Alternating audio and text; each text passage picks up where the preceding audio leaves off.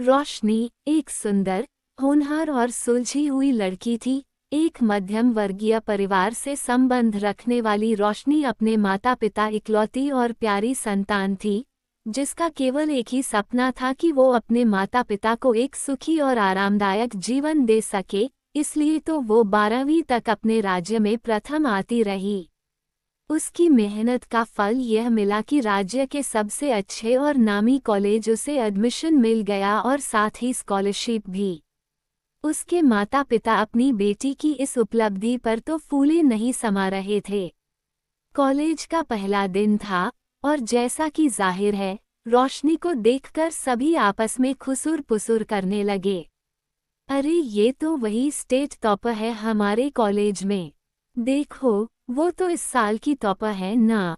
और ना जाने क्या क्या लोग उसे आपस में देखकर बातें किए जा रहे थे। कॉलेज का सबसे बिगड़ेल लड़का आदित्य अपने 3-4 बिगड़े हुए दोस्तों के साथ कॉलेज कैंपस के कैफेटेरिया में बैठा था। आदित्य बीकॉम फाइनल ईयर का स्टूडेंट था। उसका एडमिशन पैसे और उसके पिता के रॉब के कारण हुआ था। कुल मिलाकर आदित्य एक बिगड़ा हुआ रईस से ज्यादा था। अपने पैसे और रॉब के नशे में वो किसी को कुछ समझता ही नहीं था, चाहे वो प्रिंसिपल हो, कॉलेज स्टाफ हो या स्टूडेंट्स। पूरा कॉलेज उससे परेशान रहा करता था। आदित्य के एक दोस्त ने जब रोशनी को देखते ही कहा, अरे यार, वो देखो हमारे कॉलेज में कौन आया है। सारे दोस्तों ने उसकी बात सुनकर पीछे पलट कर देखा। देखते ही सबने एक साथ बोले, अरे ये तो स्टेट टॉपर है। आदित्य तो उसे देखता ही रह गया, हालांकि उसकी नीयत सही नहीं थी। आदित्य की कई सारी गर्लफ्रेंड्स थी, जो कि सारी की सारी उसके रुतबे और पैसे के लिए ही बनी थी। आदित्य ने सोचा ये रोशनी भी उन्हीं लड़कियों जैसी ही है और ये सोचकर वो उसे भी अपनी गर्लफ्रेंड बनाना चाहता था। पर रोशनी तो सिर्फ अपने लक्ष्य को पूरा करने के लिए इस कॉलेज में पढ़ने आई थी और उसने इस पर ही ध्यान देना उचित समझा। सब कुछ पीछे छोड़कर वो अपने क्लास में चली गई, मन लगाकर सिर्फ पढ़ने के लिए। उसे तो ये भी पता नहीं होता कि उसकी पीठ पीछे कौन क्या बातें कर रहा है। कॉलेज का सारा स्टाफ रोशनी को पहचान चुका था। कॉलेज शुरू हुए पूरे 4 महीने बीत गए और लोगों को ये बात हजम नहीं हो रही थी कि आखिर रोशनी का कोई मामला लड़कों वाला अब तक सामने क्यों नहीं आया। आदित्य का सबसे बड़ा दुश्मन विशाल, जो कि आदित्य से सिर्फ इसलिए जलता था क्योंकि उसका नाम, रुतबा और पैसों की ताकत विशाल से कई ज्यादा थी। लड़कियां आदित्य पर मरती थी और ये बात विशाल को अंदर ही अंदर सुलगा देती। हालांकि विशाल को लड़कियों से कोई खासा मतलब नहीं था, पर आदित्य की चर्चाएं सुन सुन कर उसके कान पक गए थे। वो आदित्य को नीचा दिखाने का मौका ढूंढता रहता था, पर उसे हमेशा हार का ही सामना करना पड़ता। लेकिन इस बार विशाल को पता था कि रोशनी एक सीधी सादी लड़की है, जो इन ऊटपटांग हरकतों में फंसना नहीं चाहती। इस बात का फायदा उठाकर विशाल आदित्य को पूरे कॉलेज के सामने नीचा दिखाने चाहता था और अब समय था अपनी योजना को अंजाम देने का। एक दिन आदित्य अपने आवारा दोस्तों के साथ कॉलेज के कैफेटेरिया में बैठा सिगरेट के कश ले रहा था कि वहां विशाल आया और कहने लगा। विशाल तंज भरी मुस्कान के साथ, क्यों आदित्य, फैन फॉलोइंग कम हो गई तेरी? आदित्य उसे भाव ना देते हुए, तुझसे मतलब? विशाल, मुझे क्यों मतलब होगा? मुझे तो तेरी फिक्र हो रही है कि कहीं नवाब साहब की पॉपुलैरिटी कम ना हो जाए। आदित्य गुस्से में विशाल के कॉलर पकड़कर, देख, तू सीधे से यहाँ से चला जा, वरना तुझे पता नहीं है कि मैं क्या कर सकता हूँ। विशाल कॉलर को छुड़ाते हुए चिल्ला, ब्रो चिल्ला, इसमें इतना गुस्सा होने वाली क्या बात है? आखिर तेरी इतनी गर्लफ्रेंड्स तो है ही, तो क्या हो जाएगा कि अगर कोई एक लड़की तुझे ना कर दे? कोई लड़की आदित्य के प्रस्ताव को ना करे, ये तो हो ही नहीं सकता। ये बात आदित्य के आत्मसम्मान को ठेस पहुंचाने वाली बात हो गई। आदित्य, ताव में किस लड़की में इतनी हिम्मत है जो मुझे ना कर सके? विशाल और उकसाने हुए रोशनी, और कौन? उसने तो अब तक तुझे देखा भी नहीं, तो गर्लफ्रेंड वो तो दूर की बात है। आदित्य, और ताव में तुझे क्या लगता है वो मुझे मना करेगी? आज तक किसी लड़की में इतनी हिम्मत नहीं कि वो आदित्य को ठुकरा सके।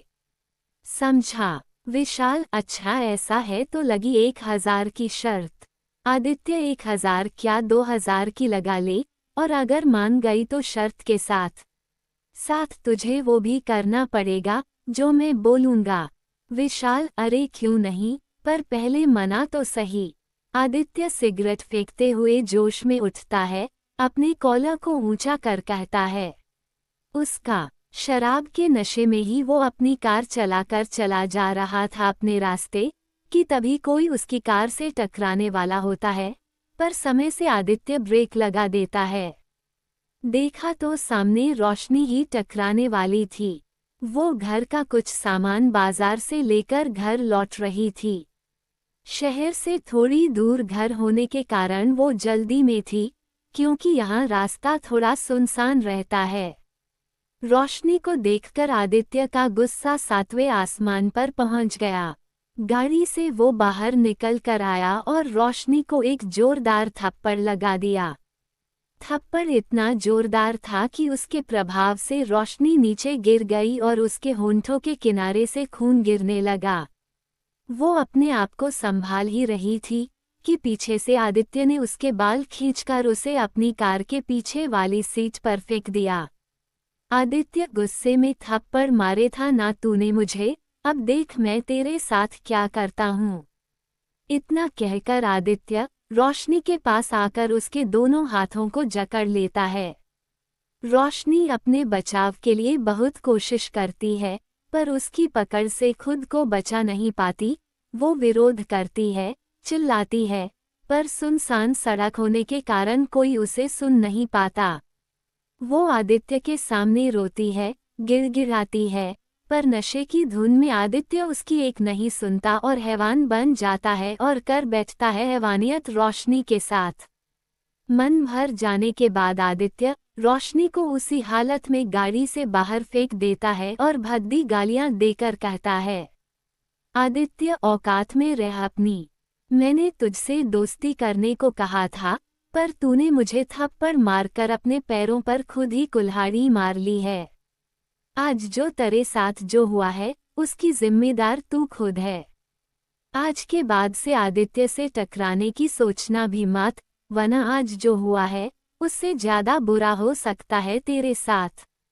समझी? आदित्य वहां से चला जाता है रोशनी को उसी हालत में छोड़कर। अपनी दशा पर रोती बिलखती खुद को संभालते हुए रोशनी जैसे तैसे अपने घर पहुंचती है। रोशनी को देखते ही रोशनी की मां उसकी हालत देखकर वहीं जमीन पर गिर पड़ी और अपने बाएं हाथ से अपने माथे को पीट पीट कर रोने लगी। रोशनी के पापा झट से दरवाजा बंद कर रोशनी को अंदर लाते हैं। आंखों में आंसू लिए, चिंता और स्नेह के मिले जुले भाव के साथ पूछते हैं, ये सब क्या और कैसे हुआ? उनकी बात सुनकर रोशनी बिलख कर रो पड़ती है और अपने साथ हुई सारी बातें बताती है। ये सब सुनकर उसकी माँ रोती हुई गुस्से में कहती है, माँ क्या जरूरत थी थप्पड़ मारने की? चुपचाप रहा नहीं जाता क्या तुझसे? 2 अक्षर क्या पढ़ लिए खुद को पता नहीं क्या समझने लगी है। अरे लड़की जात है, ऊंच नीच की फिक्र तो कर लेती। अपने पति की तरफ देखकर ये सब आपके प्यार का नतीजा है। बोला था मैंने मत डालो इतने बड़े कॉलेज में, पर आप दोनों ने मेरी एक ना मानी। अब समाज में बिरादरी में क्या मुंह दिखाएंगे? सब तो इसे ही गलत कहेंगे। पापा चुप करो शांति। रोशनी की माँ, एक तो ये इतनी तकलीफ में है और तुम इसे सहारा देने के बजाय इतना कुछ सुना रही हो। माँ तो मैं गलत क्या कह रही हूँ जी?